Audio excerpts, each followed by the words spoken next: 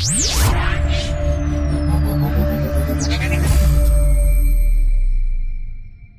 yang pertama, kisah Nabi Allah Sulaiman di masa ayahnya masih hidup, Nabi Allah Daud alaihi salam. Kemudian kisah yang kedua, setelah wafatnya Nabi Daud. Bagaimana kisah dua fase ini? Ma'asyiral muslimin yang dimuliakan Allah Subhanahu wa taala. Al-Quran menyebut Sulaiman 16 kali di 6 surat. Pertama dalam surah Al-Baqarah, kedua dalam surah Al-An'am, ketiga dalam surah Al-Anbiya, keempat dalam surah An-Naml, kelima dalam surah As-Saba, dan keenam dalam surah Sad. Inilah surat-surat yang menceritakan tentang kisah Nabi Allah Sulaiman. Di dalam Al-Quranul Karim, Allah Subhanahu wa taala berfirman, wa warisa Sulaimanu Dawuda, dan Sulaiman mewarisi seluruh warisan Daud. Kalimat mewarisi bukan berarti warisan harta, karena Nabi SAW bersabda, nahnu ma'asyiral anbiya, kami para nabi, kata Nabi SAW, tidak pernah mewarisi harta. Ma tarakna sadaqah, apa yang kami tinggalkan itu adalah sedekah. Makanya Al-Imam Muslim meriwayatkan tentang kisah Fatimah radhiyallahu anha bintu Nabi SAW saat wafatnya Nabi datang kepada Abu Bakar menuntut warisan dari ayahnya Nabi SAW. Tapi Abu Bakar menjelaskan tidak ada, karena Nabi SAW pernah bersabda, ma tarakna sadaqah, apapun yang kami tinggalkan dari harta itu semua sedekah. Dari situ Fatimah, bahasa kitanya agak dongkol dengan Abu Bakar sehingga tidak mau bicara sampai wafat. Ada yang mengatakan 4 bulan setelah Rasul meninggal, kemudian Fatimah meninggal. Ada yang mengatakan 6 bulan, tapi tidak lebih dari 6 bulan. Lah ketika itu Ali radhiyallahu anhu belum berbaiat kepada Abu Bakar selaku khalifah. Kemudian setelah Fatimah meninggal dikuburkan, malam-malam dikuburkannya, Abu Bakar tidak dikasih tahu. Karena juga ada perasaan tidak senang Ali kepada Abu Bakar, bukan masalah kekhilafahan, tetapi masalah waris.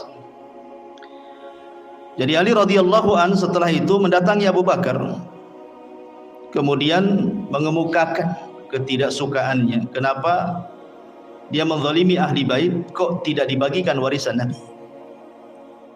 Maka Abu Bakar tetap mengatakan bahwa Nabi tidak mewarisi, walaupun ada harta tidak bisa diwarisi oleh ahli warisnya, karena seluruh harta Nabi, baik yang ada di Fadak atau yang ada di Khaybar gitu ya, atau bagian khumus dari ghanimah, itu semua jadi sedekah. Abu Bakar tetap berpegang dengan sabda Nabi SAW, baru Ali paham. Setelah itu kemudian Ali berbaiat kepada Abu Bakar di tengah-tengah manusia, dan manusia pun senang karena Ali sudah akur lagi dengan Abu Bakar. Lah dari hadis yang dikeluarkan Muslim ini menunjukkan bahwa tidak ada satupun Nabi yang mewarisi harta kepada ahli warisnya. Lalu apa kalimat wa warisa Sulaimanu Daud di sini? Sulaiman mewarisi hartanya Nabi Daud? Bukan. Maksudnya Sulaiman mewarisi kerajaan dan juga kenabian, bukan harta. Sebab kalau kita membaca kitab-kitab ahli kitab dari perjanjian lama, Nabi Daud itu anaknya bukan Sulaiman saja, istrinya banyak. Tahu berapa istrinya Daud? 300 itu istrinya. Kemudian selirnya 700. Anaknya banyak, tidak mungkin kemudian hartanya dikasih satu orang namanya Sulaiman saja kan.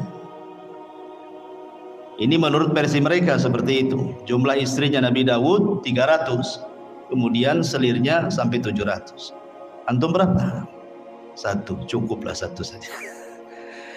Jadi yang diwariskan di sini adalah kerajaan dan juga kenabian. Dan inilah keutamaan Nabi Allah Sulaiman di antara seluruh para nabi Bani Israel. Karena hanya ada 2 nabi, saya ulangi, yang mendapatkan 2 keutamaan yang tidak dimiliki Bani Israel, atau nabi-nabi Bani Israel, atau raja-raja Bani Israel.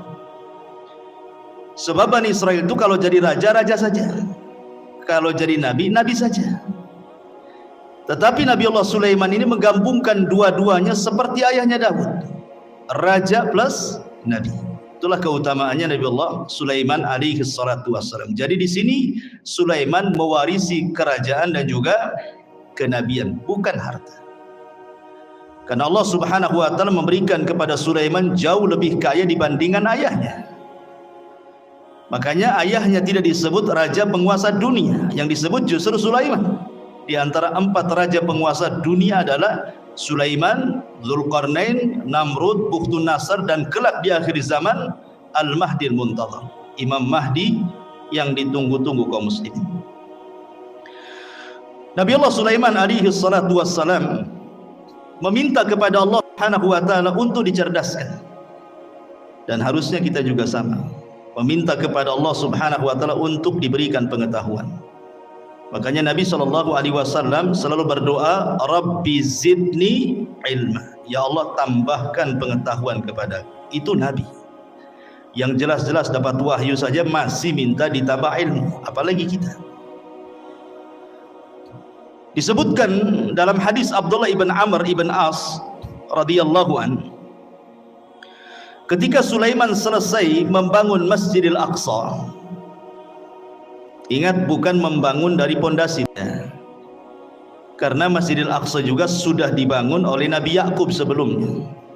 Jadi ketika Nabi Ibrahim dan juga Ismail membangun Masjidil Haram, maka Nabi Yakub membangun Masjidil Aqsa. Jarak antara Yakub kepada Sulaiman itu jauh sekali, ratusan tahun pun gitu ya. Sehingga kemudian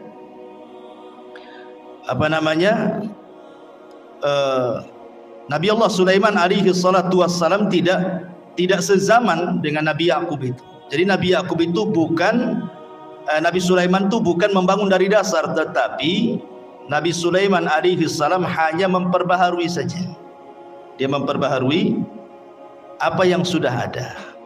Kemudian dibuat pondasi, di atas pondasi. Itulah yang disebut dengan Haikal Sulaiman, yang sekarang sedang dicari-cari oleh orang Yahudi. Haikal itu, bagi orang Yahudi yakin kalau seandainya haikal itu maksudnya pondasi yang dibangun di atas pondasi Masjidil Aqsa sebelumnya itu didapati hari ini, maka mereka akan merobohkan Aqsa, kemudian akan membangun Masjidil Aqsa sesuai dengan haikal Sulaiman menurut mereka. Kalau itu terjadi, katanya, itulah tanda kemenangan orang-orang Yahudi. Karena di situ ketika mereka membangun Masjidil Aqsa sesuai dengan haikal Sulaiman, maka mereka berkeyakinan akan muncul Matius mereka, penolong mereka. Menurut kita maksudnya adalah Dajjal. Tapi Dajjal menurut orang-orang Yahudi itu bagi mereka Matius, penolong mereka. Makanya ketika Dajjal muncul di akhir zaman, apa yang terjadi? Diikuti oleh 70.000 Yahudi Asfahan. Jadi Dajjal itu ditunggu-tunggu oleh mereka gitu ya. Taib. Lah ketika selesai membangun Masjidil Aqsa, Nabi Sulaiman berdoa dengan 3 doa. Doa yang pertama, kata Nabi Allah Sulaiman alaihi salatu wassalam, sa'alallaha hukman yusadifu hukmahu wa mulkan la yanbaghi li ahadin min ba'di. Dia meminta kepahaman kepada Allah agar jangan sampai setiap putusannya ketika dia memutuskan sesuatu kepada Bani Israel kecuali sesuai dengan putusan Allah. Kemudian yang kedua, dia meminta kepada Allah Subhanahu wa taala agar kekuasaan yang dianugerahkan oleh Allah kepada Sulaiman jangan dimiliki siapapun setelahnya. Hanya Sulaiman saja yang punya. Makanya Nabi SAW ketika sedang sholat, kemudian diganggu oleh jin, syaitan, kemudian ditangkap, kemudian dicekik. Maka Rasul merasakan dingin air liur daripada jin syaitan ini. Kemudian Rasul mengatakan, kalau seandainya aku tidak ingat doa Sulaiman, wa mulkan la yambagi li ahadin min ba'di, kekuasaan yang tidak boleh dimiliki siapapun, sudah kuikat jin itu di tiang masjid supaya dilihat manusia dan dijadikan mainan, kata Rasul. Artinya dari sini bahwa Nabi Allah Sulaiman alaihi salatu wassalam meminta kepahaman kepada Allah agar jangan sampai putusannya salah. Jangan sampai putusannya salah, kalau bisa sesuai dengan putusan Allah Subhanahu wa taala. Makanya Allah kabulkan keinginan Sulaiman. Allah berikan Sulaiman berbagai macam mukjizat yang luar biasa. Nanti kita jelaskan. Baik, kita akan cerita fase di mana Nabi Sulaiman masih bersama ayahnya Nabi Allah Daud alaihi salatu wassalam berdasarkan Al-Quran dan hadis-hadis yang sahih saja. Adapun kalau ada kisah-kisah Israiliyat itu hanya sekedar pelezat cerita saja. Gak perlu diyakini, tidak perlu didustakan, ya tidak perlu dibenarkan, ya sebagai pelengkap saja. Ma'asyiral muslimin yang dimuliakan Allah Subhanahu wa taala. Suatu ketika ada satu kisah dari dua wanita yang dua-duanya itu punya bayi. Dua wanita ini sedang mandi ceritanya. Kemudian bayinya diletakkan di samping pemandian. Rupanya ada serigala. Kemudian dimakanlah salah satu bayinya, kemudian dibawa kabur ke hutan. Akhirnya kemudian setelah mandi dua wanita ini, didapati cuma satu bayi. Maka oleh yang paling besar, kakaknya wanita ini, diambil bayi itu dan mengatakan, ini milikku. Kata adiknya, bukan, ini milikku. Akhirnya datanglah kepada Nabi Allah Daud alaihi salam, minta diputuskan ini bayi punya siapa, karena cuma satu masalahnya. Maka Nabi Allah Daud alaihi salatu wasallam tentu dengan ijtihad beliau seorang nabi. Akhirnya Nabi Daud memihak kepada yang memegang bayi, kakaknya, dan mengatakan itu bayimu, bukan bayi adik. Maka menangislah sang adik ini. Kemudian karena sudah putusan seorang raja, apalagi yang mau dibicarakan, keluar. Sebelum keluar, Sulaiman masuk. Kemudian mengatakan, wahai ayahku, bisa enggak saya ikut memutuskan perkara ini? Kata ayahnya, silahkan saja. Akhirnya Sulaiman alaihi salatu wassalam kembali memutuskan kes dua wanita ini. Kemudian Sulaiman mengatakan, ambilkan pisau. Orang-orang tercengang, kenapa Sulaiman minta pisau? Kemudian dikatakan, mau apa dengan pisau itu wahai Nabi Allah Sulaiman? Kata Sulaiman, saya ingin belah bayi ini jadi dua, pusar ke bawah dan pusar ke atas. Kan ini kan dua wanita saling mengklaim ini. Biar adil, kita potong aja bayinya jadi dua. Yang pusar ke atas ambil kakaknya, yang pusar ke bawah ambil adiknya. Nah, selesai. Kakaknya mengatakan, kalau itu putusan wahai Sulaiman, silahkan saja. Tapi adiknya membantah, jangan wahai Nabi Allah. Kalau memang engkau hendak membunuh bayi itu dengan cara memutuskan jadi dua, memotong jadi dua, sebaiknya serahkan saja bayi itu kepada kakak saya. Enggak apa-apa, saya tidak punya bayi. Dari sini Sulaiman tahu siapa wanita yang punya rahmat, siapa wanita yang tidak punya rahmat. Kata Sulaiman, itu bayimu, bukan bayi kakakmu. Kenapa? Karena kakaknya tidak ada rahmat. Masa mau dipotong, silahkan saja. Sementara adiknya nggak mau, berarti menunjukkan bayi itu bayi adiknya. Karena biasanya seorang ibu ada keterikatan emosional dengan anaknya, kan? Maka Sulaiman mengatakan, ambil itu bayi. Dari sini Allah mengatakan, wa fahamna Sulaiman, kami berikan kepahaman kepada Sulaiman. Ini satu kisah. Kisah yang kedua, ini disebutkan di dalam Al-Quran surah Al-Anbiya ayat 78. Allah Subhanahu wa taala berfirman, wa Dawud wa Sulaimana idh yahkumani fil harthi idh nafashat fihi ghanamul qaumi wa kunna li hukmihim syahidin. Dan ingatlah kisah Daud dan Sulaiman, kata Allah, ketika keduanya memberikan putusan mengenai ladang, karena ladang itu dirusak oleh kambing-kambing milik kaumnya, dan kami menyaksikan keputusan yang diberikan oleh mereka. Bagaimana kisahnya? Jadi Bani Israel ini, yang satu punya kebun, yang satu punya kambing. Ini kambing-kambing ini tidak dijaga oleh pemiliknya, masuklah ke kebun orang, dirusaknya kebun itu. Dimakanlah daun-daunan, ladang-ladang yang baru saja ditanam, dirusak, semua dirusak. Namanya kambing gak berakal. Nah, kalau orang suka ngerusak ya kayak kambing ini, gak berakal. Jadi orang ini mengadu kepada Sulaiman, gimana nih kebun saya dirusak oleh kambing-kambing si fulan, katanya.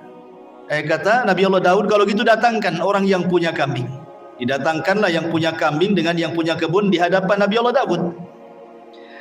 Maka Daud kemudian memberi putusan bahwa yang punya kambing ini harus membayar dengan kambing-kambing dia seharga kebun yang dirusaknya. Umpamanya kambingnya 100, kalau seandainya 10 ekor cukup untuk membayar kerusakan itu, ya sudah, kasihkan 10 ekor. Itu putusan Nabi Daud. Maka ketika itu datang Nabi Allah Sulaiman dan juga meminta izin kepada ayahnya, boleh enggak ikut memberikan putusan? Kata ayahnya, silahkan. Maka Nabi Allah Sulaiman memutuskan dengan putusan yang berbeda dengan ayahnya. Apa kata Nabi Sulaiman? Sekarang kambing-kambingmu serahkan ke yang punya kebun. Dia berhak dengan kambing-kambingmu sebagai jaminannya, dan dia boleh mengambil air susunya. Sementara engkau yang punya kambing, kau perbaiki kebunnya sampai sesuai dari sebelumnya, sebelum dirusak. Jadi suruh Nabi Sulaiman tukar-tukaran di sini. Yang punya kebun pegang kambing, yang punya kambing pegang kebun, supaya kebunnya ditanami lagi sampai kesedia kala baru kambingnya diambil lagi sebagai jaminan. Maka di sini keputusan Sulaiman lebih adil dibandingkan keputusan Nabi Allah Daud. Ini dua kisah disebutkan dalam hadis yang sahih dan juga disebutkan di dalam ayat Al-Quran surah Al-Anbiya ayat 79. Taib. Ini diantara dua kisah semasa Nabi Sulaiman bersama Nabi Allah Daud.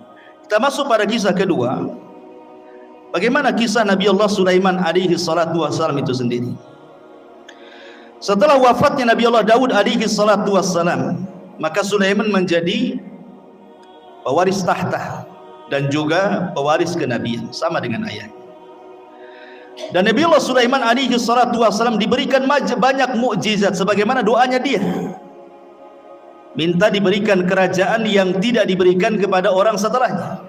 Makanya banyak kemudian kehebatan dan kecerdasan Sulaiman yang tidak dimiliki banyak nabi. Di antara mukjizatnya adalah Nabi Allah Sulaiman alaihi salatu wassalam ya tadi diberikan kerajaan dan juga kenabian, dan itu tidak ada di zaman Bani Israel kecuali dia dan ayahnya saja.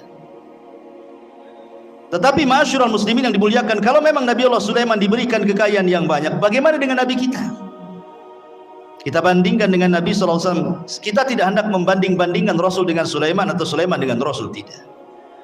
Tetapi kalau ada orang bertanya, berarti kalau begitu Nabi Sulaiman lebih hebat dong dibandingkan Nabi kita. Kan mesti ada yang ngomong begitu nanti kan? Maka kita jawab sebagaimana yang dijelaskan oleh Imam Ibnu Katsir di dalam kitabnya Bidayah wan Nihayah, bahwa Nabi SAW berdasarkan hadis Aisyah dan juga Ibnu Abbas radhiyallahu anhuma, sebelum wafatnya Nabi SAW pernah ditawarkan Allah kunuzul ardi, pembendaharaan bumi oleh Allah. Kalau engkau mau wahai Muhammad, aku berikan pembendaharaan bumi untukmu. Tapi Nabi SAW tidak mau.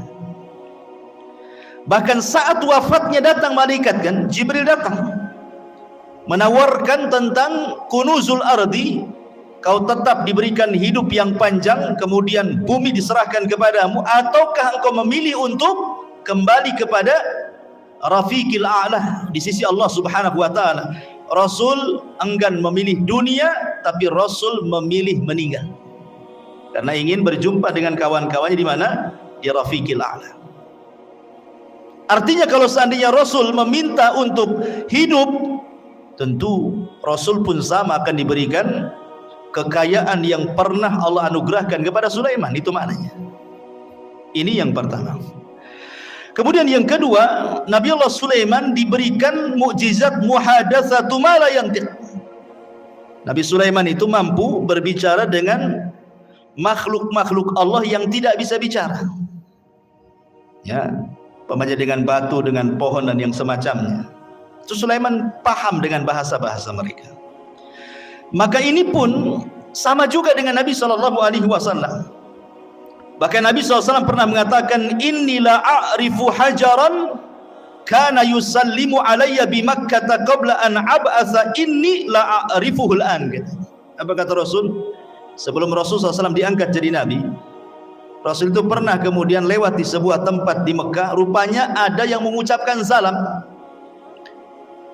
Assalamualaikum ya Muhammad. Tapi Rasul melihat ke samping, tak ada pula orang. Ya, hanya ada bebatuan dan pepohonan saja kan. Akhirnya kemudian setelah Rasul diangkat jadi Nabi, baru paham bahwa yang mengucapkan salam itu adalah batu dan pepohonan. Dan Rasul mengatakan, aku sekarang tahu di mana hajar ataupun batu yang ketika aku belum diutus jadi Nabi dia mengucapkan salam kepadaku. Artinya Nabi SAW pun diberikan oleh Allah Subhanahu wa taala mukjizat gitu ya. Bahwa batu-batu kemudian pohon-pohon juga bertasbih dan mengucapkan salam kepada Nabi sallallahu alaihi wasallam. Bahkan diriwayatkan dari Abi Sufyan dan dia Talha ibn Nafi' dari Anas bin Malik radhiyallahu an, jaa Jibril ila Nabi sallallahu alaihi wasallam dzata yaumin wa huwa jalisun hazinun qad hadaba bid-dima min darbati ba'di ahli Makkah. Jadi suatu ketika Rasul dipukuli ahli Makkah sampai berdarah. Jibril datang untuk menghibur Nabi sallallahu alaihi wasallam. Itulah bagaimana Nabi sallallahu alaihi wasallam luar biasa dalam berdakwah. Di permulaan dakwah sampai dipukuli oleh orang Makkah sampai berdarah juga. Maka Jibril mengatakan, atuhibbu an urika ayah. Jadi Jibril ingin menenangkan kesedihan Rasul. Maukah aku tunjukkan kepadamu kuasa Allah? Maka Rasul mengatakan, na'am, tentu. Fanadhara ila syajaratin min wara'il wadi. Maka kemudian Jibril menatap satu pohon di balik lembah. Faqala, maka Jibril katakan, ud'u tilka syajarata fada'aha.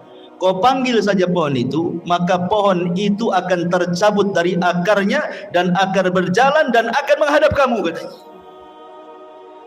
Kemudian Nabi SAW memanggil betul-betul pohon itu, betul-betul pohon itu tercabut dari akarnya, berjalan menghadap Rasul, mengucapkan salam. Kemudian kata Jibril, murha, perintahkan dia untuk kembali. Maka Rasul pun memerintahkan dia untuk kembali. Kata Rasul, hasbi, cukup. Artinya kalau Nabi SAW mau, semua pohon bisa diperintahkan, ya kan? Kalau mau, umpamanya kalau Nabi SAW mau, bisa saja pohon-pohon itu diperintahkan Nabi SAW. Dan ini mujizat Rasul. Dan sanadnya riwayat ini ala syarti Muslim, berdasarkan syarat Imam Muslim. Kemudian yang ketiga di antara mukjizat Nabi Allah Sulaiman, taskhirur riyah sakharahallahu li Sulaiman. Jadi Sulaiman mampu menundukkan angin. Tentu ada sebabnya kenapa Nabi Allah Sulaiman mampu menundukkan angin, ikhwan. Jadi suatu sore Nabi Sulaiman itu, dan itu disebutkan di dalam Al-Qur'anul Karim ketika kita bicara tentang kuda Sulaiman.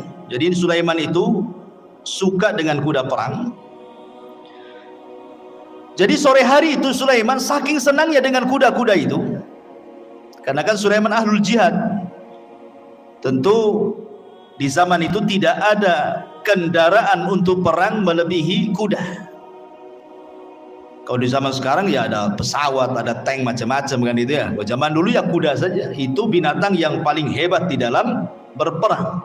Makanya Allah bersumpah dalam Al-Quran, wal adiyati ghabha, demi kuda-kuda perang yang mengeluarkan suara terengah-engah. Dan Rasul mengatakan bahwa di ubun-ubun kuda perang itu ada barokah sampai kiamat. Dan Rasul mengatakan 3 olahraga yang disunnahkan: berenang, kemudian memanah, kemudian berkuda. Memang kuda itu ada keistimewaan. Dan di akhir zaman nanti perangnya kaum muslimin melawan orang-orang Nasrani itu dengan kuda, karena teknologi sudah tidak ada. Artinya kuda ini berkahnya sampai kiamat. Makanya Sulaiman suka dengan kuda. Jadi suatu sore dia memandang kudanya, mengelus-elus kudanya gitu ya. Dan ingat, ada kuda khusus. Sulaiman itu punya kuda, dia punya sayap. Jadi ya ada kuda-kuda biasa, tapi ada khusus kuda Nabi Sulaiman itu bersayap dia. Jadi bisa terbang dengan kuda itu dengan sayap. Dari mana kita tahu kudanya Sulaiman itu bersayap? Dari perkataan Nabi SAW, dari senyumnya Rasul ketika Aisyah radhiyallahu anha masih kecil. Aisyah kan masih kecil kan, usianya masih muda. Jadi suka dengan boneka-bonekaan. Nah, di antara boneka yang di depan Aisyah itu kuda yang bersayap. Jadi Rasul mengatakan, itu kok kuda bersayap, kata Nabi. Masa ada kuda bersayap? Kata Aisyah radhiyallahu mengatakan, bukankah kau tahu bahwa kudanya Sulaiman juga bersayap, katanya Aisyah. Fadhahikan Nabi SAW. Maka Rasul tersenyum. Ya. Dan Rasul tidak membantah kan, hanya senyum saja kepada Aisyah radhiyallahu anha. Dari sini sebagian ulama beristidlal bahwa ada kuda-kuda Sulaiman itu yang bersayap. Walaupun ada yang membantah bahwa Aisyah ini hanya menukilkan cerita-ceritanya orang-orang Quraisy, dan Rasul juga tersenyum, ya, tidak mengatakan mengiyahkan dan juga tidak mentidakkan. Jadi ada juga yang membantah tidak ada, ya kuda-kuda tidak bersayap. Tapi ada juga yang mengatakan kuda Sulaiman itu ada yang bersayap gitu ya. Jadi saking asiknya dia memandang kuda Sulaiman itu, lupa dia sampai matahari terbenam. Harusnya dia melaksanakan dua rakaat salat, karena salat itu sudah ada sejak zaman dulu. Lihat Zakaria, wa huwa yusalli fil mihrab, dia sedang salat di mihrab, menunjukkan para nabi salat. Ya. Jadi sampai terbenam matahari lupa salat dia. Setelah terbenam baru ingat salat. Menyesal Sulaiman. Maka disebutkan di dalam Al-Quranul Karim tentang kisah Nabi Sulaiman ini, idh urida alaihi bil ashi as-safinatul jiyad. Ingatlah ketika pada satu sore dipertunjukkan kepada Sulaiman kuda-kuda yang jinak tetapi sangat cepat larinya. Faqala, maka Allah katakan, inni ahbabtu hubbal khair, menghikayatkan perkataan Sulaiman. Maka dia berkata, sesungguhnya aku menyukai segala yang baik dari kuda, tetapi an dzikri rabbi hatta tawarat bil hijab, yang membuat aku ingat akan kebesaran Tuhanku sampai matahari terbenam. Maka Sulaiman lupa tidak sholat. Ketika dia lupa tidak sholat, dia menyesal. Maka keesokan harinya apa kata Sulaiman? Urudduha alayya fatafika mashan bisuq wal a'naq. Bawalah semua kuda-kuda itu kembali kepadaku. Lalu dia, ada yang mengatakan dalam tafsirnya, memotong kaki dan leher kuda itu, menyembelihnya. Jadi ada dua riwayat, ada dua penafsiran ulama. Ada yang mengatakan Sulaiman tidak menyembelih kuda, karena mustahil, apa salah kuda, kenapa disembelih? Sulaiman hanya ngusap saja, kemudian disuruh jauhkan dia dariku. Tapi Allahu a'lam, pendapat yang masyhur dari kalangan ahli tafsir, Sulaiman betul-betul menyembelih kuda itu kemudian disedekahkan.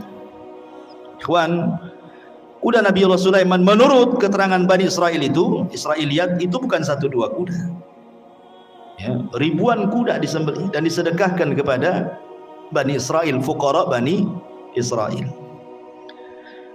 Lah setelah kemudian Nabi Allah Sulaiman menyembelih kuda-kuda itu karena terlalaikan dari salat, maka kaidah dalam Islam apa? Man taraka syai'an lillahi awadallahu khairan minhu. Siapa yang meninggalkan sesuatu karena Allah, Allah ganti dengan yang lebih baik. Ketika Sulaiman meninggalkan kuda-kuda itu karena Allah, karena melalaikan dia dari salat, Allah ganti yang lebih baik. Apa itu? Allah tundukkan angin. Jadi Sulaiman itu kalau berperang, dia membuat semacam papan kayu-kayu besar gelondongan gitu, kemudian diikat-ikat. Jadilah macam perahu. Ya. Jadi kalau Sulaiman itu mau pergi kemana saja, naik saja dia di atas perahunya. Apa yang perlu dibawa, kuda atau pasukan apa, nanti dia suruh angin untuk mengangkatnya, tinggal pergi. Lebih enak kan, naik kuda kan. Makanya disebutkan dalam Al-Quran itu, kalau kuda itu mampu berjalan 1 bulan, cuman setengah, pagi berangkat, sore sudah sampai. Kalau naik kuda, sebulan perjalanan. Itu berarti Allah berikan yang jauh lebih baik dibandingkan kuda. Itulah sebabnya ditaklukkan angin kepada Nabi Allah Sulaiman alaihi salatu wassalam. Taib. Bagaimana dengan Nabi sallallahu alaihi wasallam? Apa keutamaan yang mungkin setara dengan ditundukkan angin kepada Nabi Allah Sulaiman? Maka Imam Ibnu Katsir rahimahullahu taala menyebutkan beberapa perbandingan. Beliau mengatakan, amma taskhirur riyah li Sulaiman faqad qala Allahu fi sya'nil ahzab. Kalau memang Sulaiman ditundukkan angin sehingga mudah untuk berperang melawan musuh-musuhnya, maka Rasul pun diberikan oleh Allah Azza wa Jal dengan mukjizat yang sama yang dicantumkan dalam surah Al-Ahzab. Ya ayyuhalladzina amanu udhkuru ni'matallahi 'alaikum id ja'atkum junudun fa arsalna 'alaihim rihan wa junudan lam tarauha. Wahai orang-orang yang beriman, ingatlah nikmat Allah atas kalian ketika kami datangkan tentara-tentara kami, kata Allah, dalam bentuk angin, dan juga tentara-tentara yang tidak dilihat, maksudnya malaikat. Ya. Jadi kalau Sulaiman untuk berperang mereka, atau dia dan juga pasukannya dibawa oleh angin, maka Allah Subhanahu wa taala juga memberikan mukjizat, tentara-tentara Allah membantu Rasulullah, termasuk angin dan juga para malaikat. Makanya ada istilah nusirtu bis saba wa uhlikatil adu bid-dabur, kata Rasul. Aku ditolong dengan angin pagi dan kaum Ad dihancurkan dengan angin sore. Makanya sepanjang sejarah Nabi SAW tidak berperang. Kalau menyerbu sebuah kaum, tidak pernah menyerbu siang, sore atau malam, maka Rasul akan menyerbu di waktu subuh. Kalau terdengar azan, Rasul tidak menyerbu, menunjukkan daerah itu daerah Islam. Dari sini istidlalnya para ulama membedakan negeri Islam dengan negeri kafir itu dari suara azan. Jangan seperti orang-orang yang terpaham radikal membedakan negara Islam dengan negara kafir itu dari segi undang-undang. Undang-undang kita ini mengacu kepada Belanda, Taugut. Negara kita kan negara Taugut nih, kayak dia aja yang muslim. Bukan itu yang membedakan negara Islam dengan negara kafir. Kalau dalam negara itu banyak saut-sautan adzan, berarti negara Islam tuh. Kalau ada sebagian negara kita memang tidak sesuai dengan apa yang diturunkan Allah dan Rasulnya, ini bukan pembeda bahwa negara itu dikatakan negara taugut seperti negara kita ini. Ini bukan negara taugut. Ya. Kita ini negara Islam, walaupun sebagian undang-undangnya tidak mengacu kepada Islam. Kenapa? Berdalil dengan hadis tadi. Kalau Nabi SAW mendengar suara azan, Rasul tidak menyerah, Rasul pulang. Tapi kalau Rasul tidak mendengar suara azan, berarti negeri kafir itu diserang sama Nabi. Berarti kalau masih dengar suara azan bersaut-saut, apalagi negeri kita luar biasa, bukan dari masjid saja, musola berserak, sampai ringtone handphone pun suara azan, apalagi gitu. Ma'asyiral muslimin yang dimuliakan Allah Azza wa Jalla. Kembali, jadi Nabi SAW juga dikuasakan angin oleh Allah sehingga menghancurkan perang Ahzab itu, perang luar biasa, ikhwan.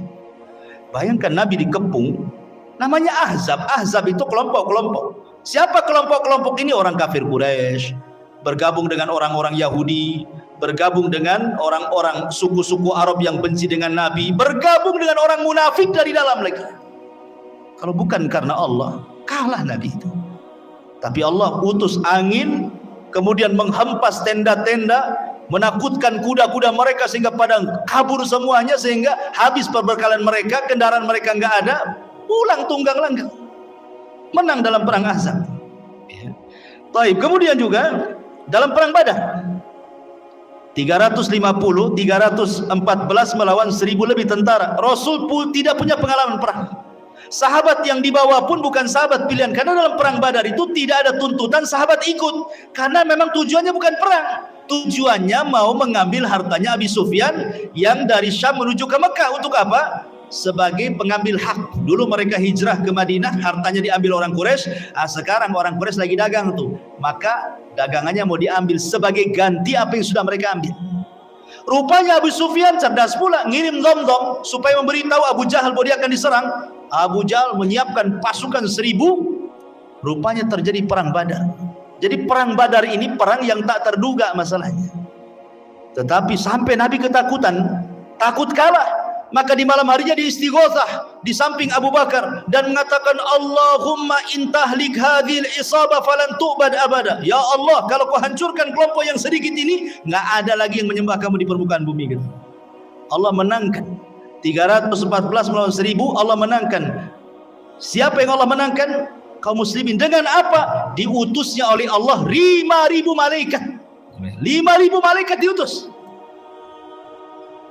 Kalau Sulaiman menggunakan tentara jin, tetapi Rasulullah SAW diutus oleh Allah bi 5.000 minal malaika. 5.000 malaikat turun dipimpin Jibril menggunakan kuda namanya Kaidum.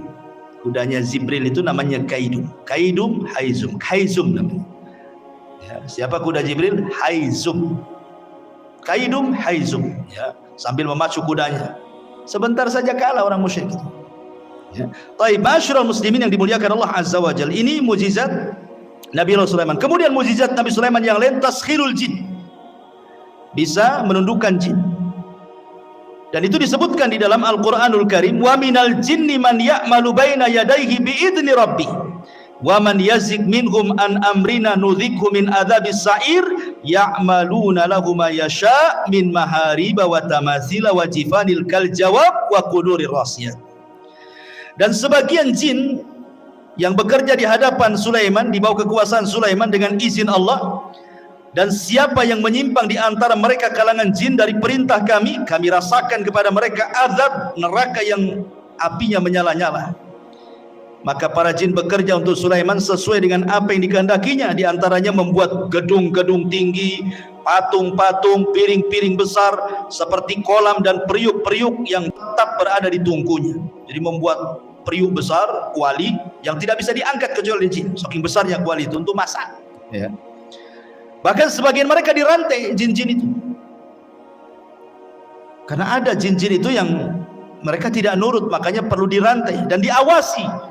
Ya, kalau punya proyek Sulaiman itu membuat gedung-gedung besar, maka Sulaiman akan duduk mulai dari terbit sampai terbenam matahari.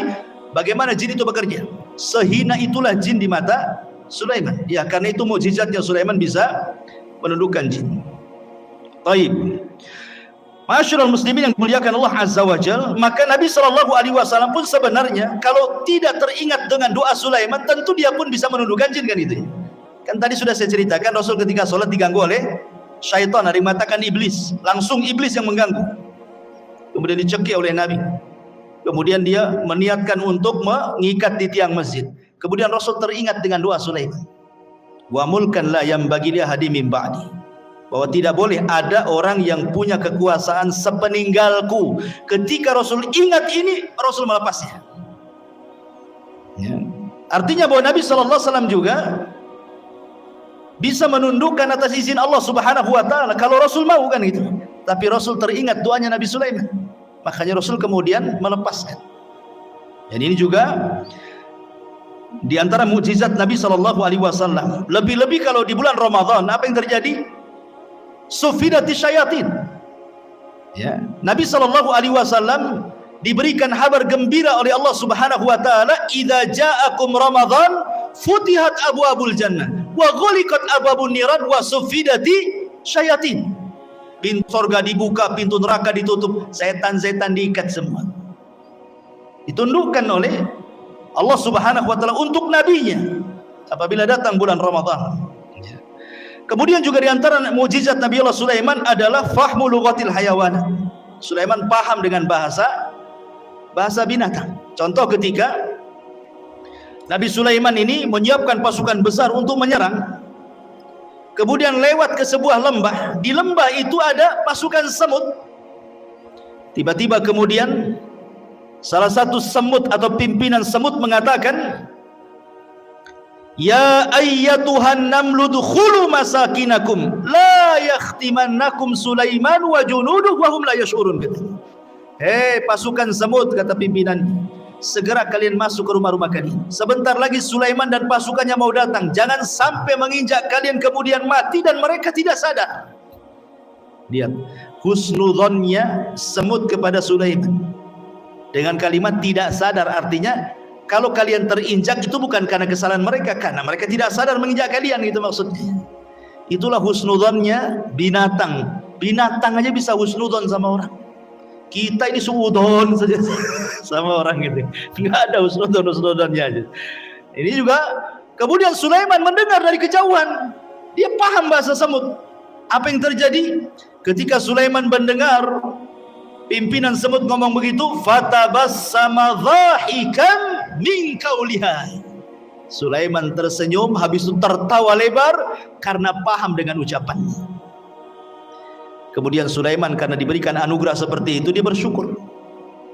Apa doanya? Rabbi auzi'ni an ashkura ni'mataka allati an'amta alai wa ala walidai wa an a'mala salihan tardah wa adkhilni bi rahmatika fi ibadika salihin. Ya Rabb, anugerahkan kepadaku agar aku tetap bersyukur akan nikmat. Diberikan anugerah mampu memahami bahasa hewan, gitu ya. Yang telah Engkau berikan nikmat kepadaku dan nikmat kepada kedua orang tuaku, dan aku agar aku bisa beramal saleh supaya Engkau redha dan Engkau masukkan aku dengan rahmatmu termasuk hamba-hambamu yang saleh. Subhanallah. Manusia sekaya Sulaiman, manusia sehebat Sulaiman, manusia yang kekuasaannya sampai separuh dunia, masih mengatakan saya bersyukur akan nikmatmu kepadaku. Ini pelajaran bagi orang-orang kaya, ya. Sekaya apa sih Anda dengan Sulaiman itu? Sekaya apa? Berapa uang di rekeningnya Anda itu? Berapa mobil yang Anda punya? Berapa rumah yang Anda punya itu? Tapi kenapa kemudian persis seperti yang difirmankan Allah, kalla innal insana la yatgha an ra'ahus taghna. Ternyata kekayaan itu sirru tughyan, rahasia bejatnya orang. Kata Allah, sekali-kali jangan seperti itu. Terkadang ada orang yang melampaui batas ketika Allah bukakan kekayaan kepadanya. Sulaiman masih bersyukur. Beda pula dengan Qarun. Qarun malah mengatakan apa? Innama utitu min ilmin indi. Enak saja kau mau ngambil zakatku. Dia ngomong sama utusannya Nabi Musa itu. Enak saja kau mau mengambil zakatku, katanya. Ini harta aku yang dapat. Sama sekali Qarun tidak menasabkan harta itu kepada Allah, sehingga Allah katakan wa khassafna bihi wa bidarihil ardh. Kami tenggelamkan si Qarun dan seluruh harta-hartanya ke dasar bumi. Jadilah kalau sekarang nemu harta dikit-dikit harta Qarun, harta Qarun. Nemu dompet aja harta Qarun, semua harta Qarun, ya. Intinya bahwa di sini ada pelajaran besar. Kemudian juga Sulaiman mengajarkan akhlak. Bagaimana dia tersenyum kepada semut, ya. Dan senyum itu bagian daripada akhlak yang sangat murah tetapi besar nilainya, besar pengaruhnya, ikhwan. Apalah susahnya senyum? Senyum itu tidak susah, tapi pengaruhnya besar. Senyum itu jauh lebih berpengaruh dibandingkan ngomong. Karena biasanya orang yang suka senyum itu langsung disukai orang. Beda dengan orang yang jarang senyum, gitu kan, susah orang suka. Tapi orang yang suka senyum, ya manis senyumnya karena orang suka senyum. Beda kalau orang jarang senyum, sekali senyum pahit tuh biasanya. Ini senyum ngapain nih? Jangan-jangan mau pinjam uang pun, katanya kan. Artinya bahwa sebagaimana ulama mengatakan akhlak itu terbagi tiga, dari leher ke atas, kedua tangan, dan dari atas kepala ke bawah, kan. Itu akhlak namanya. Dari leher ke atas di situ ada mata. Orang yang jarang melotot kalau ngomong berarti punya akhlak. Orang yang jarang mengeluarkan kata-kata kotor kecuali santun, maka itu berakhlak. Telinganya tidak mendengar kecuali yang dibolehkan dia mendengar. Hidungnya tidak mencium kecuali yang dibolehkan dicium. Senyumnya selalu tersebar. Itu akhlak namanya. Ya. Kemudian kedua tangan mudah membantu orang. Kemudian dari badan ke atas, ketika kita bicara dengan orang, kita berhadap-hadapan. Jangan badan kita ngadap kemana, orang pula ngadap ke kita. Mentang-mentang dia kaya, pejabat, kemudian nggak direken ngomong apa sebelah itu. Dia ngadap sana, orang ngadap sini, kan itu. Nggak berakhlak badannya. Ya. Jadi itu akhlak namanya. Sulaiman mengajarkan akhlak, fatabassam, dia pun senyum, dan Rasul mengatakan tabassumuka li akhika sadaqah, senyum kamu kepada saudaramu itu sedekah. Coba bayangkan kalau antum senyum ketemu orang senyum, berapalah sedekah. Mungkin antum bakhil mengeluarkan uang, ya, gantilah uang itu dengan senyum, kan enak.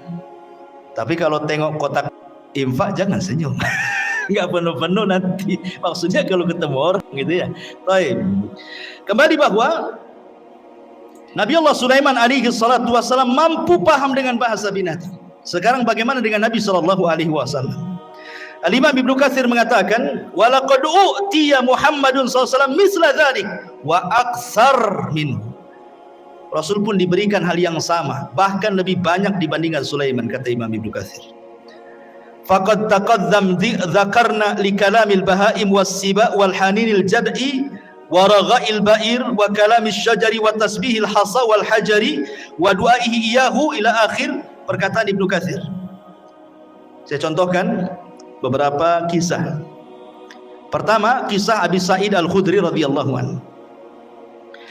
Jadi ceritanya Abu Sa'id Al-Khudri ini menceritakan, jadi ada seorang penggembala, tiba-tiba datang serigala. Penggembala datang serigala, diambillah satu kambing itu, dibawa kabur ke hutan, dikejar sama yang punya kambing, akhirnya direbut lagi dari serigala itu. Tiba-tiba serigalanya bisa bicara. Apa kata serigala ini? Ala tattaqillah, tidakkah kau bertakwa kepada Allah? Tanzi'u minni rizqan saqahullahu alayya. Kata serigala, tidakkah kau bertakwa kepada Allah, wahai penggembala?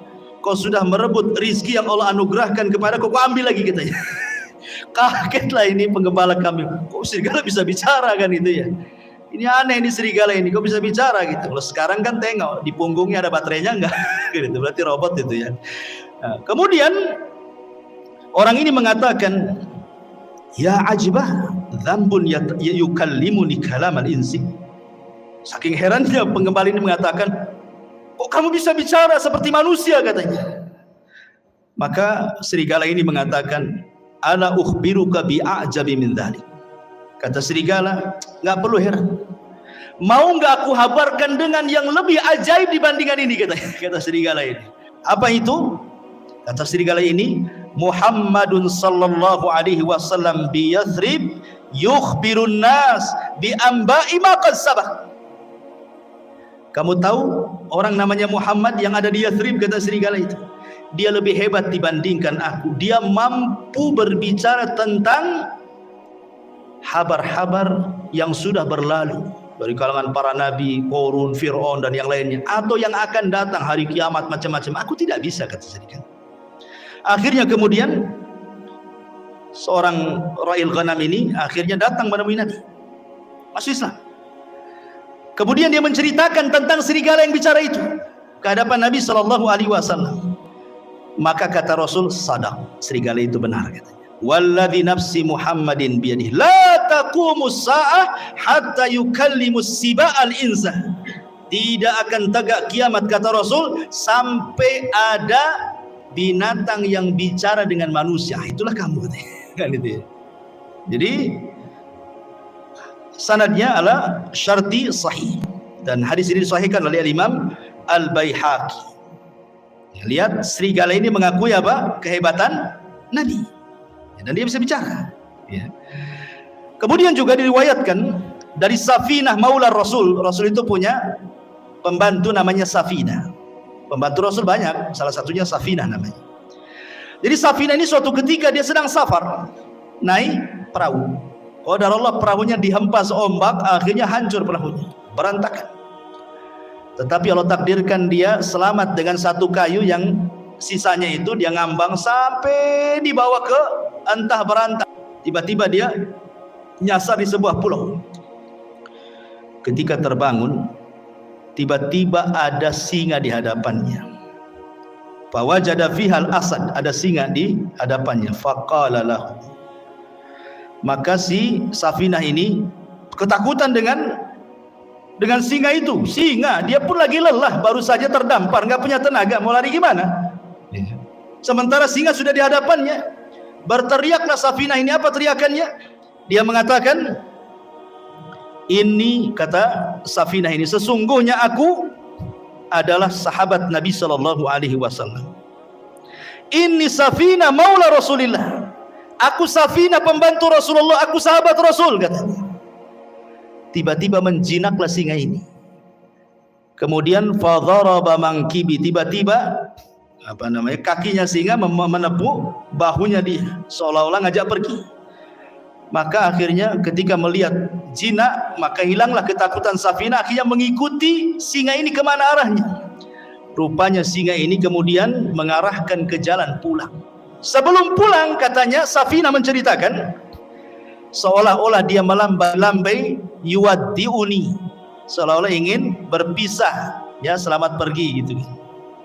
Subhanallah. Kemudian hal ini disampaikan kepada Nabi sallallahu alaihi wasallam.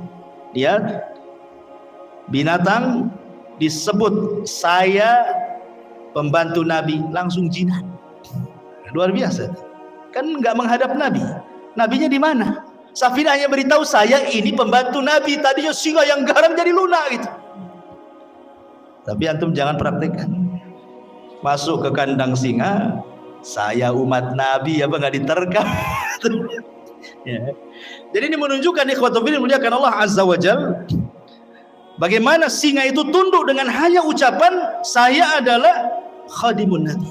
Luar biasa, ya. Ini juga disebutkan Imam Ibnu Katsir dalam kitabnya Al-Bidayah wa Nihayah.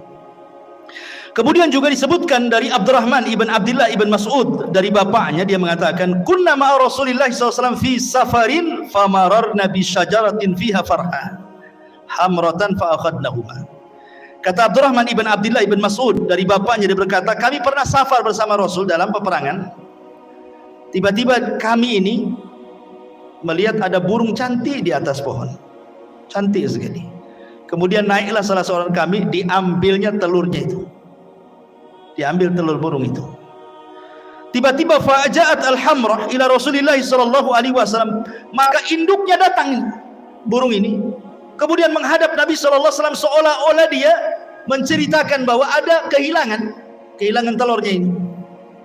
Maka Nabi SAW langsung membariskan pasukan dan mengatakan, man faja'a hadza bi farhaiha, siapa yang menyakiti anak burung ini, katanya.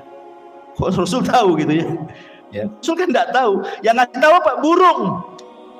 Melapor kepada Nabi sallallahu alaihi wasallam. Maka Rasul mengatakan, rudduhuma, balikan anaknya. Kemudian dalam riwayat, rudduhu rahmatan biha, kembalikan. Kalian harus punya kasih sayang. Ya, sahabat mengembalikan. Artinya bahwa kalau Nabi SAW juga diberikan oleh Allah Subhanahu wa taala mujizat yang sama, paham dengan bahasa binatang. Sampai Imam Ahmad meriwayatkan dari musnadnya kisah tentang Anas bin Malik radhiyallahu an. Bahwa suatu ketika Anas bin Malik radhiyallahu an masuk bersama Rasul di haid min haidil Ansar, di ganggang kota Ansar, kota Madinah, ya. Apa yang terjadi? Kata Anas bin Malik radhiyallahu an, tiba-tiba datang seekor ghanamun fasajadat lahu. Tiba-tiba lari seekor kambing, sujud pula di hadapan Nabi. Sahabat nengok, kok ada kambing sujud di hadapan Nabi gitu. Maka faqala Abu Bakar mengatakan, Rasul, kalau kambing yang tidak berakal ini sujud, harusnya kami yang sujud, katanya. Tapi Rasulullah mengatakan, la yambagi an yasjuda ahadun li ahadin walau kana yambagi li ahadin an yasjuda li ahadin la amartul mar'an tasjuda li zawjiha. Tidak boleh.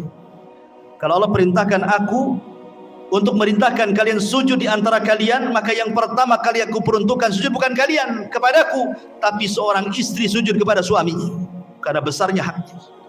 Tetapi aku tidak diperintahkan untuk itu. Ada yang mengatakan hadisnya lemah, tetapi ada yang sahih yang dikeluarkan Musnad Imam Ahmad juga tentang kisah unta yang mengejar Rasul. Tiba-tiba Rasul sedang naik keledai bersama Jabir, disusul sama unta itu.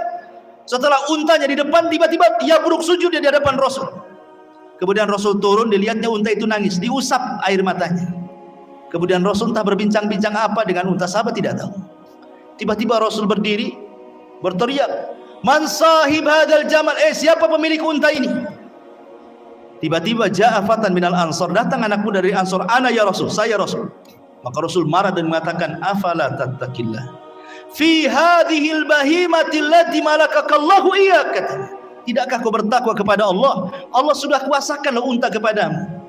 Kenapa engkau tidak merawatnya? Innaka tuji'uhu wa tut'ibu. Kau hanya membuat unta sakit dan engkau membuat unta lapar. Kau hanya bisa mempekerjakan saja, tidak bisa mensejahterakan.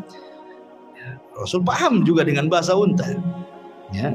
Ini mukjizat, artinya kalau Sulaiman juga paham dengan bahasa semut dan binatang-binatang yang Rasul pun sama, bahkan lebih kata Ibnu Katsir dibandingkan Nabi Allah Sulaiman alaihi salatu wassalam. Kemudian juga yang lainnya di antara Sulaiman isalatun nuhas, mampu mencairkan tembaga persis seperti bapaknya. Kan bapaknya itu kan bisa membuat baju besi kan, tanpa harus dibakar, dikasih pandu besi. Enggak, Sulaiman juga seolah-olah tangannya panas. Besi tinggal dikual-kual, bila baju besi. Makanya Allah mengatakan wa arsalna lahu ainal qitr, kami alirkan cairan tembaga bagi Sulaiman. Artinya Sulaiman mampu untuk membuat baju besi cupu dengan tangannya, persis seperti mukjizat bapaknya Nabi Allah Daud alaihi salatu wasallam. Ini di antara mukjizat-mukjizat yang Allah Subhanahu wa taala anugerahkan kepada Sulaiman. Ada satu kisah dari Abu Hurairah radhiyallahu anhu. Hadis ini dikeluarkan Imam Ahmad dan disahihkan oleh Imam Hakim, walaupun ada sebagian melemahkan. Jadi suatu ketika kharaja Sulaiman alaihi salam tasqi fara'a namlatan mustalqiyatan ala dhahriha rafi'atan qawami'aha ila sama. Taqulu Allahumma inna khalqun min khalqik laisa bina ghaniyun an suqyak faqala irji'u faqad suqitum bida'wati ghairikum. Jadi Sulaiman ini kan waktu itu terjadi pacaklik di Bani Israel. Enggak hujan lama, enggak turun-turun hujan. Jadi Sulaiman mau pasukan untuk sholat istisqa di lapangan. Tiba-tiba kemudian Sulaiman melihat ada semut sedang terlentang menghadap ke langit. Dan Sulaiman mendengar doanya semut itu. Apa doa semut ini? Ya Allah, aku ini adalah hamba dari hamba-Mu. Tidak ada yang lebih kaya darimu, maka hujani kami. Tiba-tiba ketika semut selesai doa, hujan tuh. Ya. Maka Sulaiman mengatakan kepada pasukannya, irji'u, pulang. Ya, cukup sudah, ada yang meminta hujan selain dari kalian. Ya. Kemudian Al-Hafidh Ibnu Hajar menyebutkan dalam Al-Talkhis bahwa Al-Imam Ad-Daruqutni Hakim juga mengeluarkan hadis dari Abu Hurairah tanpa menyebutkan Sulaiman. Jadi ada seorang nabi, tetapi riwayat ini walaupun lemah memperkuat bahwa yang berdoa kisah ini adalah kisah Sulaiman, karena ada riwayat walaupun lemah bahwa yang dimaksud nabi ini adalah Nabi Sulaiman. Tapi ada riwayat yang sahih tapi tidak disebutkan siapa namanya. Adapun riwayat yang menyebutkan adanya Sulaiman dilemahkan para ulama. Tapi yang jelas bahwa lihat bagaimana di sini faedahnya, ternyata Allah Subhanahu wa taala terkadang mengabulkan doa sebelum kita minta. Itu syahidnya di sini. Orang-orang ini kan belum istisqa. Kenapa hujan? Rupanya orang lain yang minta. Dari sini menunjukkan bahwa Allah itu karim. Bukan Bang Karim ya, karim. Artinya karim itu pemurah. Dia bisa mengabulkan hamba-hambanya sebelum diminta. Dan itu bentuk malunya Allah Azza wa Jalla. Karena di antara sifat Allah itu adalah Hayyun Karim. Allah itu zat yang maha pemalu dan juga pemurah. Lah bentuk pemalunya Allah Subhanahu wa taala adalah Allah pantang apabila ada seorang hamba mengangkat kedua tangannya kemudian dibiarkan kosong tidak diberi. Allah pantang itu. Idza rafa'a 'abdun yadayhi ila sama faqala ya rabbi an yaruddahuma sifra, kata Rasul. Kalau ada seorang hamba mengangkat begini kemudian mengatakan ya Rabb kemudian tidak diberi, oh tidak, pasti diberi orang itu. Atau terkadang belum dia berdoa sudah dikabulkan. Belum dia berdoa sudah dikabulkan. Subhanallah. Ya. Taib. Kemudian kisah Nabi Allah Sulaiman alaihi salatu wassalam bersama burung hudhud. Ini menariknya karena disebutkan di dalam surah An-Naml. Ma'asyiral muslimin yang dimuliakan Allah Azza wa Jalla. Jadi suatu ketika Nabi Sulaiman ini sedang mempersiapkan pasukan besar. Bayangkan pasukan Sulaiman ini jin, manusia, binatang, kemudian di atasnya burung terbang. Jadi nggak pernah terkena sengatan matahari. Sulaiman itu senantiasa dinaungi oleh burung-burung. Jadi kemana saja, mau di padang pasir, mau di mana, nggak kepanasan kan? Karena burung di atasnya masalahnya kan itu. Jadi suatu ketika mempersiapkan barisan itu, hudhud pula tak ada di situ. Mana hudhud? Mana hudhud? Dan burung hudhud itu adalah muhandis Sulaiman. Disebutkan dalam sejarah Israiliyat bahwa dia itu muhandis, seorang insinyur. Jadi hudhud yang diceritain ini seorang insinyur. Jadi terkadang nih Sulaiman nih kalau mau berangkat ke sebuah tempat, maka yang mengekar dari atas langit itu burung hudhud. Entah di depan ada jurang, entah di depan ada air, ada sungai, ada laut, nanti dikasih tahu tuh. Ya, karena Sulaiman tidak tahu yang gaib. Ya kan? Jadi besar sekali memang jasanya hudhud itu kan. Makanya ketika tidak ada, Sulaiman marah. Kemana hudhud ini? Awas saja kata Sulaiman kan. Ngancam Sulaiman. Kalau dia datang dan tidak membawa alasan, la u'adzibannahu adzaban syadidan aw la adzbahannahu aw la ya'tiyani bisultanin mubin kata. Kalau dia datang tidak bawa alasan, ku siksa dengan siksa yang berat, atau ku sembelih dia, atau ku maafkan kalau bawa alasan kata. Ternyata famakatha ghaira ba'id. Ternyata hudhud sudah datang. Dari mana coba hudhud? Rupanya hudhud dari Yaman. Sulaiman di mana? Di Palestina. Sebegitu cepatnya itu terbangnya hudhud itu. Satu di Palestina, satu di Yaman. Cemana terbangnya itu? Menunjukkan hudhud ini diberikan kemampuan oleh Allah kan gitu. Kemudian melapor, aku punya alasan kenapa aku tidak ada, kata hudhud. Apa kata hudhud? Dia mengatakan, inni wajadtu faqala ahattu bima lam tuhit bihi wajituka bi min saba'in binaba'in yakin inni wajadtu imra'atan tamlikuhum wa utiyat min kulli syai'in wa laha arsyun azim katanya. Wahai Sulaiman, wahai rajaku, tunggu dulu ya. Aku punya pengetahuan yang kau tidak punya. Ini menunjukkan Sulaiman tidak tahu yang gaib. Kalau dia tahu yang gaib tentu tidak akan ancam-ngancam hudhud ya. Jadi Nabi itu tidak tahu yang gaib. Hatta Sulaiman yang banyak mujizatnya sekalipun tidak tahu yang gaib. Buktinya hudhud mengatakan aku punya ilmu yang kau tidak punya katanya.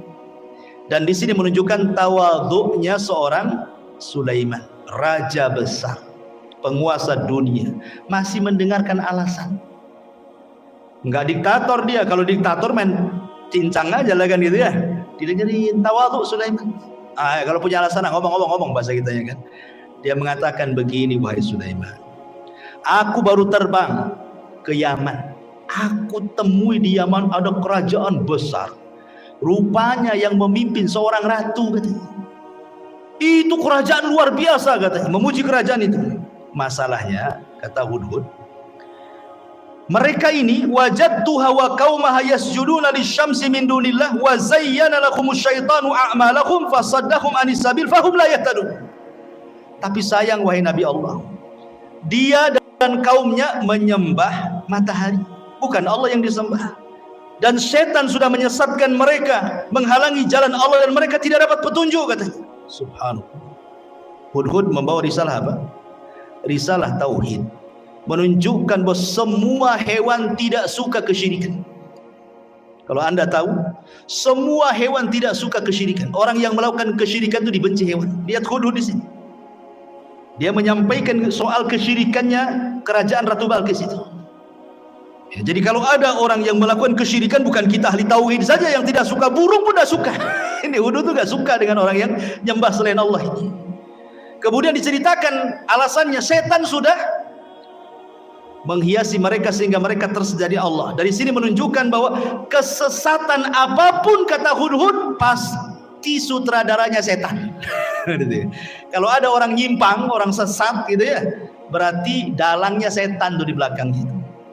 Hudhud ngasih tahu tuh sama kita. Ya.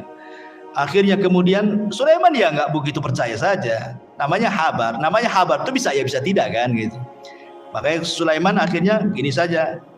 Kita lihat asadaqta am kunta minal kadhibin. Kita lihat beritamu, apakah engkau termasuk orang dusta ataukah benar beritamu itu? Jangan asal cerita saja, bawa bukti katanya. Nih aku akan tulis surat. Bawa surat itu ke ratu yang ada di sana. Akhirnya ditulis. Lah tulisannya salah satunya apa? Bismillahirrahmanirrahim. Jadi pertama yang menulis Bismillahirrahmanirrahim itu Nabi Sulaiman. Sebelum Nabi kita, Nabi Sulaiman sudah menulis Bismillahirrahmanirrahim min Sulaiman, dari Sulaiman. Itu sejarah awal Bismillah itu. Ketika Ratu Balqis sedang duduk-duduk, datang si Hudhud itu ngasih surat. Dibaca surat itu, kagetnya bukan kepala. Ya. Habis itu kemudian dia kumpulkan pembesar-pembesarnya Ratu Balqis ini. Kemudian Ratu Balqis mengatakan, qalat ayyuhal mala inni ulqiya ilayya kitabun karim. Telah sampai kepadaku surat yang karim. Lihat. Ratu Balqis menghargai surat itu. Dia tahu karena isi surat itu dari seorang nabi. Ya. Kemudian Ratu Balqis mengatakan, ya ayyuhal mala aftuni fi amri ma kuntu qati'ata amran hatta tashhadun. Sekarang bagaimana pendapat kalian? Ini raja maunya kita masuk Islam, kalau tidak dia serbu kita katanya. Kata raja-raja ini, kata para pembesarnya, tunggu dulu wahai ratu, nahnu ulu quwwatin wa ulu ba'sin syadid wal amru ilaiki fangduri madza ta'muri. Tenang, kita ini kerajaan besar, tentara kita kuat, kita hadapi sajalah katanya. Tapi putusan tetap kepadamu, nurut kepada Ratu Balqis. Ratu Balqis ini orang berakal, makanya dia mengatakan kepada para pembesarnya, ingat, innal muluk idza dakhulu qaryatan afsaduha wa ja'alu a'izzata ahlaha adillata wa kadzalika yaf'alun. Ingat, siapapun negerinya, manapun negerinya, kalau sudah diserang musuh, pasti orang mulia akan jadi hina. Nanti jadi tawanan, ya, nanti akan dibunuh, nanti anaknya, ibunya jadi yatim, menjanda, macam-macam lah kan gitu. Ini bahaya, enggak usah lah kayak gitu. Gini sajalah kata Ratu Balqis, dia akan ngaku nabi. Gimana kalau seandainya kita kirim hadiah banyak-banyak saja? Kita lihat kata Ratu Balqis, kalau memang dia seorang nabi, pasti dia akan tidak akan menerima hadiah ini. Tapi kalau dia raja yang haus kekuasaan, pasti diterima. Kita lihat nabi atau bukan katanya. Itu cerdas Ratu Balqis itu. Dikirim hadiah banyak-banyak. Ya. Ketika kemudian Sulaiman mendapatkan hadiah itu, Sulaiman mengatakan, qala atumiddunani bimal fama atani Allah khairun mimma atakum bal antum bihadiyatikum tafrahun. Kata Sulaiman, enak saja kalian kirim hadiah katanya.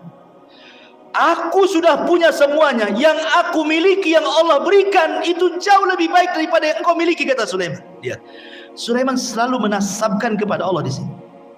Apa kata dia? Atumidduni bimali fama atani Allah. Ini bahasanya. Yang Allah berikan kepadaku, kata Sulaiman, jauh lebih baik dibandingkan yang Allah berikan kepada kalian, hai Balqis, katanya. Begitulah seorang muslim, harusnya apapun nikmat sekecil apapun nasabkan ini dari Allah gitu maksud. Ini Sulaiman orang kaya, penguasa, tapi masih menasabkan kepada Allah terus kan gitu. Kita sudah kere, sudah miskin, ini uang saya, enak saja suruh sedekah kan. Masyaallah muslimin yang dimuliakan Allah Azza wa Jalla. Akhirnya kemudian Ratu Balqis sedikit ngeper juga. Ternyata seorang nabi, karena Sulaiman sudah tahu siapa dia kan itu ya. Dan Sulaiman tahu bahwa Ratu Balqis akan masuk Islam. Dari mana tahunya? Dari akalnya yang cerdas. Dia tidak mau perang, malah ngirim hadiah. Jadi Sulaiman mengira-ngira ini pasti dapat hidayah wanita ini. Makanya kemudian Sulaiman akhirnya apa? Punya siasat, dikumpulkannya pasukannya, jinnya, orang soleh dikumpulkan. Apa kata Sulaiman? Sebelum si Balqis datang ke sini, baiknya istananya kita pindahkan dari Yaman ke sini katanya. Siapa yang bisa mindahkan istananya Ratu Balqis ke hadapanku, kata Sulaiman. Akhirnya qala ifritun minal jin. Bangunlah jin ifrit. Ifrit itu di bawahnya iblis ya. Di bawahnya ifrit ada namanya Maroddah yang diikat di bulan Ramadan itu. Apa kata jin ifrit? Ana atika bihi qabla an taquma min maqamik. Aku bisa mendatangkan istana itu wahai Sulaiman sebelum kau bangkit dari tempat dudukmu di singgasanamu itu. Menunjukkan bahwa jin punya kekuatan, bisa memindahkan sebuah istana kan, bisa dipindah. Apalagi mindah uang di celengan, paling mudah itu. Kalau antum punya uang di celengan kok hilang, jangan-jangan dipindah ifrit. Pas dicek tak ada lubang, betul lah dipindah jin. Tapi kalau ada lubang itu bukan jin yang mindah, orang rumah aja yang mindah. Baik. Jadi akhirnya ifrit mengatakan, perintahkan aku saja sebelum kau bangkit, istana sudah sampai di sini. Qala alladhi indahu ilmun minal kitab. Tiba-tiba seorang yang mempunyai ilmu dari kitab berkata, ana atika bihi qabla an yartadda ilaika tarfuk. Kalau aku tidak, wahai Sulaiman, perintahkan aku saja sebelum matamu berkedip sudah sampai istana itu. Terjadi silang pendapat, siapa orang ini kok sakti kali dibandingkan Ifrit nih. Ada 4 penafsiran para ulama. Ada yang mengatakan bahwa dia adalah Jibril. Jibril turun dan mengatakan saya akan pindahkan. Penafsiran yang kedua, ini Ifrit tapi yang muslim, yang satunya kafir, yang mengatakan sebelum kau bangkit itu adalah Ifrit kafir. Tetapi yang mengatakan sebelum berkedip ini Ifritnya muslim. Itu satu penafsiran yang lain. Penafsiran yang ketiga, Sulaiman sendiri yang ngomong begitu. Aku bisa memindahkan sekejap sebelum aku berkedip sudah sampai. Tapi pendapat yang masyhur dari kalangan para ulama bahwa yang memindahkanlah seorang laki-laki yang bernama Asif ibnu Barkhiyah. Asif pakai shad, Asif ibnu Barkhiyah, dialah orang kepercayaannya Nabi Musa yang diajar, yang mampu menguasai Ismul A'zam, nama-nama Allah yang agung. Kalau dalam Islam itu ada namanya Asmaul Husna. Di antara Asmaul Husna itu ada namanya Ismul A'zam. Menjadi perselisihan para ulama, Ismul A'zam dalam Asmaul Husna itu apa? Ada yang mengatakan Al-Hayyu, ada yang mengatakan Al-Qayyum, ada yang mengatakan Allah. Wallahu alam. Pokoknya tidak tahu mana yang satu. Kalau antum berdoa membaca Asmaul Husna 99 itu, insya Allah doa antum dikabulkan, karena pasti akan membaca Ismul A'zam. Salah satu dari 99 yang kita tidak tahu yang mana satu itu Ismul A'zam itu. Nah, kalau berdoa cobalah baca semua itu Asmaul Husna itu. Boleh jadi pas dengan Ismul A'zam, karena kan disembunyikan yang mana satu kita tidak tahu. Lah Asif bin Barkhiyah ini menguasai Ismul A'zam. Makanya kemudian dia berdoa kepada Allah sebelum berkedip istananya sudah sampai. Seorang-orangnya juga keangkut di istana itu. Bayangkan. Ratu Balkis datang ke hadapan Sulaiman. Kata Sulaiman, sebelum Balkis masuk ke istana, kita robah dikit. Masih kenal nggak dengan istana? Apa yang dirobah? Tehelnya. Keramiknya dirubah, dibuat apa? Dibuat kaca. Ya. Karena kan di istana dipindah diletakkan di lautan, masalah istana itu. Kan bawahnya air tuh. Dikasih kaca. Jadi seolah-olah kalau nginjak itu nginjak air gitu. Jadi kata Ratu Balkis kepada Sulaiman kepada Balkis, betul nggak istana? Kayaknya iya, kayaknya tidak katanya. Dia ragu-ragu deh. Iya ke tidak kan itu? Kalau tengok bangunannya iya, tapi kok isinya beda kan itu ya. Makanya sempat disebutkan dalam Quran ini, Balkis ini sampai kemudian menyingkap pakaiannya, khawatir terkena air, padahal itu kaca tuh. Dari situlah dia melihat kehebatan Sulaiman. Akhirnya Ratu Balkis mengatakan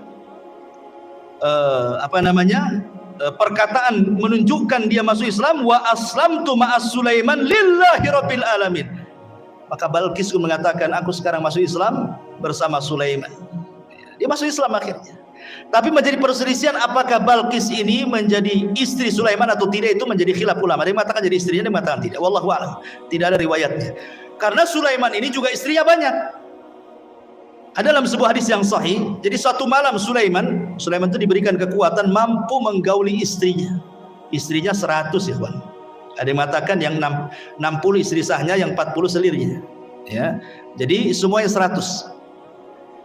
Kata Sulaiman, malam ini bernazar ingin menggauli semua istrinya dalam satu malam. 100 wanita digauli satu malam. Kalau nggak punya kekuatan, tengkleng lantum tuh. Ini kan khusus para nabi. Nabi itu diberikan kekuatan oleh Allah. Sulaiman diberikan kekuatan itu.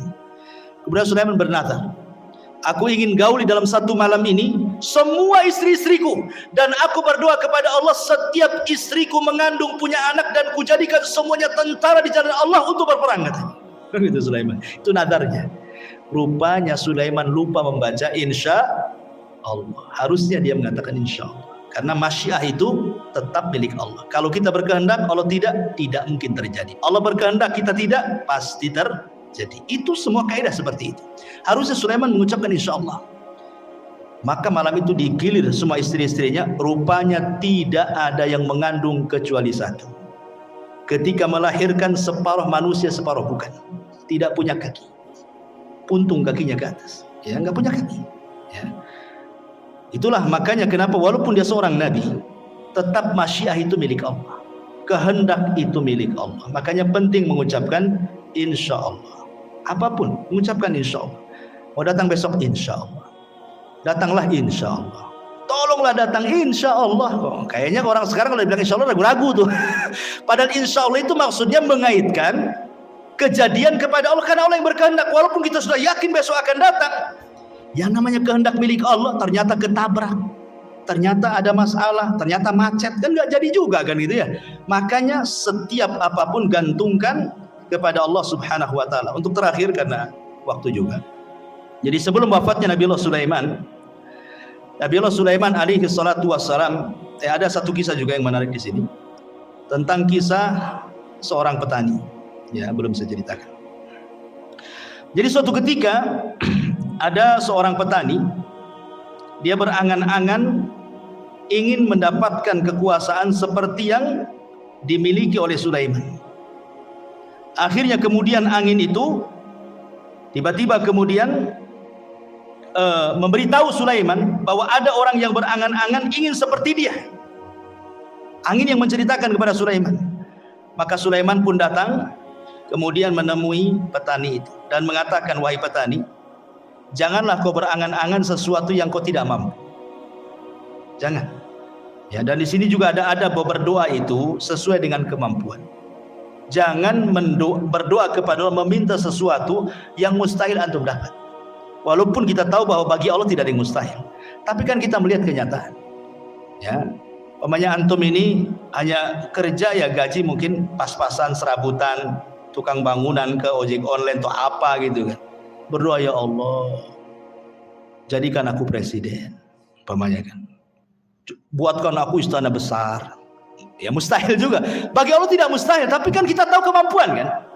Ya, seperti orang ini kan meminta kepada Allah supaya diberikan seperti yang diberikan kepada Sulaiman kan. Maka Sulaiman mengatakan, janganlah meminta sesuatu kecuali yang engkau mampu. Kata Sulaiman, demi Allah, tasbihnya engkau satu kali, la tasbihatun wahidatun, kata Sulaiman, khairun minad dunya wa ma fiha. Kau cukup bertasbih subhanallah, itu lebih baik dibandingkan dunia dan isinya, kata Sulaiman. Subhanallah ya, keistimewaan tasbih ya, subhanallah. Baik, jadi sebelum wafatnya Sulaiman tadi saya sudah jelaskan, Sulaiman membangun Masjidil Aqsa. Kemudian berdoa kepada Allah Subhanahu wa taala dengan 3 doa. Ya, salah satunya doanya apa? Supaya Sulaiman diberikan hukum yang tidak menyelisih hukum Allah. Yang kedua, agar kerajaannya yang sudah dikuasai jangan diberikan kepada orang yang setelahnya. Yang ketiga, siapapun yang datang ke Masjidil Aqsa tidak berniat kecuali untuk sholat, keluar seperti bayi yang dilahirkan tidak punya dosa. Kata Rasulullah, adapun yang 2 sudah dikabulkan. Adapun yang ketiga, aku hanya mengharap Allah mengabulkan. Kenapa? Karena Rasul sudah sholat di Baitul Maqdis ketika Isra Mi'raj. Kan itu ya. Dia ingin dikabulkan yang ketiganya. Dan yang terakhir, kisah wafatnya Sulaiman.